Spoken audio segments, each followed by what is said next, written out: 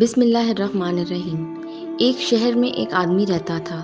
وہ ہر روز جب دفتر میں جاتا کچھ نہ کچھ ضرور بھول جاتا اور اس کی بیوی وہ چیز اسے دروازے پر جا کر دیتی اور اس کا خوب مذاق اڑاتی اور وہ آدمی اپنی یادداشت پر بہت زیادہ غصہ کرتا تو اسے ہر وقت اپنی بیوی کے سامنے شرمندہ ہونا پڑتا ہے۔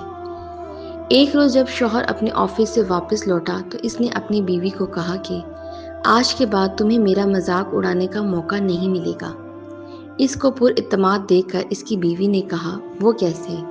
تو اس نے کہا وہ سب کچھ تمہیں کل پتہ چل جائے گا۔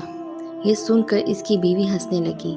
اس کے بعد وہ اس عورت کا شوہر میز پر بیٹھ گیا اور ایک لسٹ پر وہ سب کچھ لکھ لیا جو وہ صبح کر کے اور لے کر جاتا تھا۔ جب صبح ہوئی تو اس آدمی نے دفتر کے لیے تیاری کی اور اس لسٹ کو غور سے پڑھنا شروع کر دیا، جس میں آفس کی فائل، گاڑی کی چابیاں، اس کا بٹوا اور بھی بہت کچھ اس لسٹ میں شامل تھا۔